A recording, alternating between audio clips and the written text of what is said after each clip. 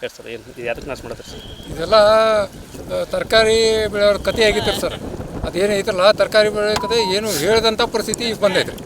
ಅಲ್ಲಿ ಮಾರ್ಕೆಟ್ಗೆ ಹೋದ್ರಿ, ಮಾರ್ಕೆಟ್ ಅದು ಪಕ್ಕ ಲ್ಯಾಟ್ರಿ ವ್ಯವಸ್ಥೆ ಆಗೈತೆ ರೀ. ನಾವು ಇಲ್ಲೇನು ದರ ಮಾತಾಡ್ತೀವಿ ರೀ ಹೊಲ್ದಾಗ, ಅದು ಮನೆ ಹೋಗೋ ತನಕ ಇರೋಂಗಿಲ್ಲ ಸರ್.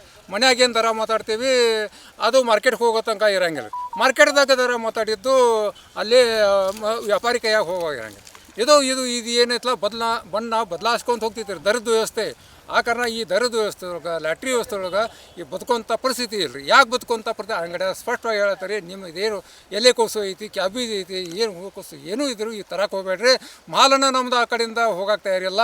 ಹೈದ್ರಾಬಾದ್ ಬಂದಾಗೈತಿ, ಗೋವಾ ಬಂದಾಗೈತಿ, ಎಲ್ಲ ಕಡೆ ಹೋಗೋದು ಬಂದಾಗೈತಿ. ಇಲ್ಲಿ ತಂದು ಕೇಸಿಂದ ಇಲ್ಲಿ ಕೊಡ್ಸೋಕೆ ಹೋಗ್ಬೇಡ್ರಿ, ಹೊಲ್ಲಾಗನ ಕೊಳಿಸ್ರಿ ಅಂತ ಸ್ಪಷ್ಟವಾಗಿ ಅಂಗಡಿ ಹೇಳಕತ್ತಾರು. ಅದಕ್ಕೆ ರೈತನ ಪರಿಸ್ಥಿತಿ ಇದು ಬಂದೈತಿ ರೀ ಸರ್.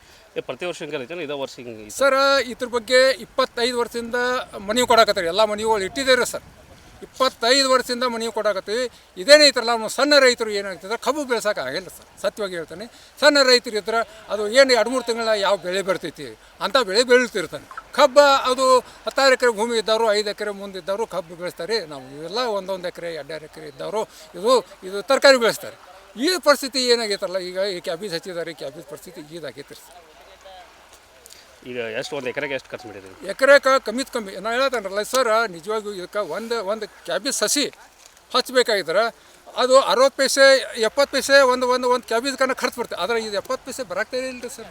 ಮಾರ್ಕೆಟ್ನಾಗ ಹೋಗೋಕನೇ ಥರ ಇಲ್ಲ ಸರ್. ಬರೀ ಈ ಸಸಿಗೆ ಅಷ್ಟೇ ರೀ. ಮತ್ತು ಇದಕ್ಕೆ 1 10 2 10 ಔಷಧ ಬೇಕು ರೀ, ರಾಸಾಯನಿಕ ಗೊಬ್ಬರ ಬೇಕು ರೀ, ಕೊಟ್ಟಿಗೆ ಗೊಬ್ಬರ ಬೇಕು ರೀ. ಹೌದು ಅಲ್ಲ, ಮಶಾಗತಿ ಖರ್ಚು ರೀ. ಈ ಟಿಲ್ಲರ್ ಹೊಡಿಬೇಕಾದ್ರೆ, ಸಾಗುವಳಿ ಮಾಡ್ಬೇಕಾದ್ರೆ ಅದಕ್ಕೆ ಡೀಸೆಲ್ ಬೇಕು ರೀ. ಇವೆಲ್ಲ ಕೂಡಿಸಿ 50,000 ರೂಪಾಯಿ ಖರ್ಚು ಬರ್ತಿತ್ತು ರೀ. 5,000 ರೂಪಾಯಿ ಟ್ರಕ್ನ. ಹಂಗಾರೆ ಇದು ಮನುಷ್ಯ ಏನಾಗ್ತೈತೆ ರೀ, ಹೊಟ್ಟೆಗೆ ಬೆಂಗೆ ಬೀಳ್ತೈತೆ ರೀ. ಏನು ವಿಷ ಕುಡಿದು ಸಾಯ್ಬೇಕೋ, ಮಂದಿಗೆಲ್ಲ ವಿಷ ಕೊಡಬೇಕು, ಏನು ಮಾಡಬೇಕು ಅದನ್ನ ಇದೆಲ್ಲ ನೋಡಿ ನಾನು ಹೇಳಕ್ಕಂದ್ರೆ ನನಗೆ ದಯಾಮರನ್ ಕೊಡ್ರಿ. ಯಾಕಂದ್ರೆ 25 ವರ್ಷ ಮನೆ ಕೊಡೋದು, ಬೆಂಬಲ ಬೆಲೆ ಆದರೂ ಕೊಡ್ರಿ, ಇದಕ್ಕೆ ಪರಿಹಾರ ಆದರೂ ಕೊಡ್ರಿ. ಪರಿಹಾರ ಕೊಡಾಕ್ತಾ ಇಲ್ಲ ರೀ. ಇದು ಕ್ಯಾಬೇಜ್ ಸಾಲನಾಗ ಯಾವ ಸತಿ ಹೆಂಗೆ ಸಾಲ ಮುಡ್ಸ್ಬೇಕು ರೀ? ಈ ಥರ ಸತ್ತಂದ್ರೆ ನೀವು ಖಾಸಗಿ ಸಾಲ ತೆಗ್ದಾರಿ ನಮ್ಗೆ ಕೊಡೋಕ್ಕಾಗಿಲ್ಲ ಅಂತ ಅಲ್ರಿ. ಎಷ್ಟು ನಾಚಿಕೆ ಗೀಡ್ಸ್ ಇನ್ನೋವರೆಗೆ ಈ ಸುಸೈಡ್ ಎಷ್ಟು ಆಗತ್ತವ್ರಿ ಸರ್. 2006ದಿಂದ 2010 ತನಕ 10,459 ಸುಸೈಡ್ ಅಂತ ಹೇಳ್ತಾರೆ ಅವರು ಆ ಕಡೆವರಿ ಪ್ರಕಾರ. ಅದು ಇಷ್ಟೆಲ್ಲ ಯಾಕೆ ಆಗಾಕತ್ತವು, ಸಣ್ಣ ರೈತರ ಕತೆ ಏನ ಅಂತ ಯಾರೂ ವಿಚಾರಣೆ ಮಾಡೋಕ್ಕಿಲ್ಲ ಸರ್. ಸ್ಪಷ್ಟವಾಗಿ ಹೇಳಿ ಸಣ್ಣ ರೈತರ ಕತೆ ಏನಾಗ್ತೈತೆ. ಆ ಕಾರಣ ಅವರು ಏನರ ಸತ್ತಂತ ಪರಿಣಾಮ ಕೂಡ ಇಲ್ಲ, ಬೆಂಬಲ ಬೆಲೆ ಇಲ್ಲ. ಹಾಗಾಗಿ ಈಗೇನಾಗ್ತೀರಿ, ನಮ್ಗೆ ದಯಾಮರಂ ಬಿಡಾಕತ್ತೀರೋ ಸರ್. ಅಂಥ ಪರಿಸ್ಥಿತಿ ನಮಗೆ ಬರಬೇಕು. ಇಂಥ ಪರಿಸ್ಥಿತಿ ತರಕ್ಕೆ ಹೋಗ್ಬೇಡ.